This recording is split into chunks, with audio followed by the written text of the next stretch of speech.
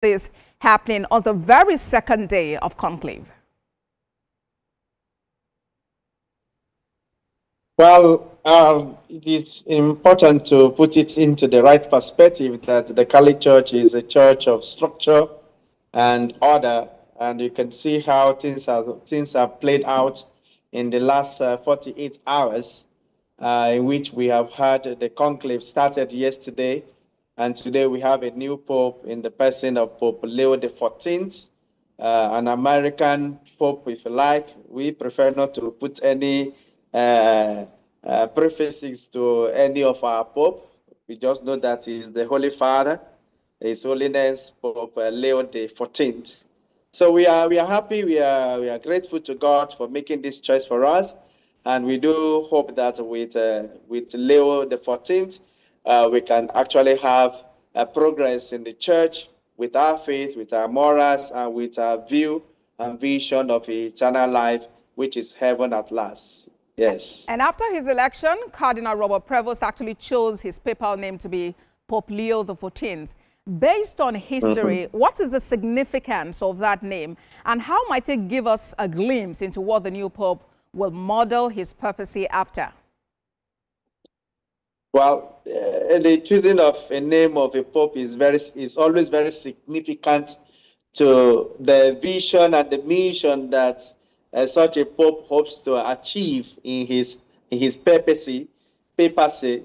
And looking at the predecessor, the last pope that took the name Leo, which was Leo XIII, Leo XIII has been said to be known for a very deep, thoughtful pope who has at the back of his mind a lot of the postulation of the doctrines and the teachings of the church. And perhaps maybe that is the direction that he hopes that his papacy too will follow in terms of the teaching authority of the church, and trying to explain to the world what Jesus Christ has brought to the world in terms of his teachings. So that is the significance of that name chosen by Cardinal Robert Francis Prevost, who is now Leo XIV. All right. And what do you consider priority as Pope Leo XIV steps into his role?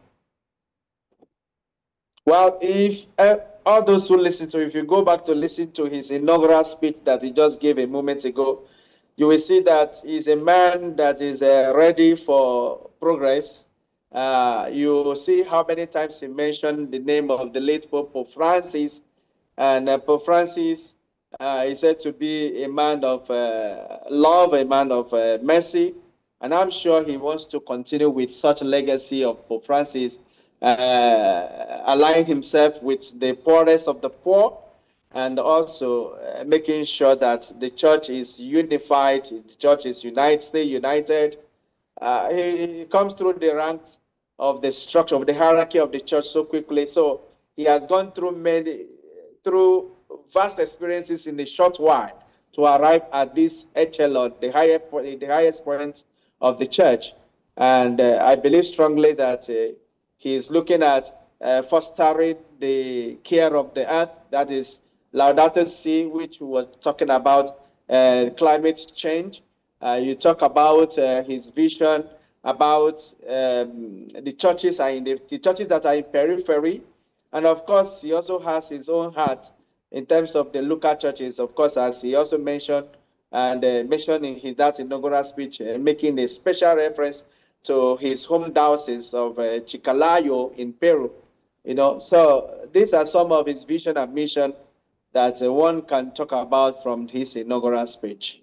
All right. Let me ask you this one that is quite personal. We know that as part of the conclave, we have Cardinal Peter Okpaleke. Did you at any point think or consider or hope that perhaps a Nigerian or an African would be elected the new pope? Yeah, every cardinal that went into the conclave as at yesterday was called papable, okay? That is, they can be elected a pope. So for me, I just left my mind open as at yesterday. A couple of media houses have also asked me the question today and this is yesterday, whether I think that Cardinal Opaleke could become our Pope. And I said, with God, all things are possible. If it's the choice of God and he's found worthy by the cardinal electors to say, this is the man we want to make the Pope, why not? Cardinal Robert Francis Prevost, that had just been elected, he was appointed a cardinal just like almost the same time with Opaleke, isn't it? So, but God has made his choice through the cardinal electors, and we are happy about it. It would have been wonderful to hear about Cardinal Opaleke taking the name, maybe like the Pope Augustine the 14th or the 2nd or whatever. Okay, but then it is not to be. We have an American Pope now, but we as I said, we don't want to be using any prefix, American, Italian, Nigerian. No.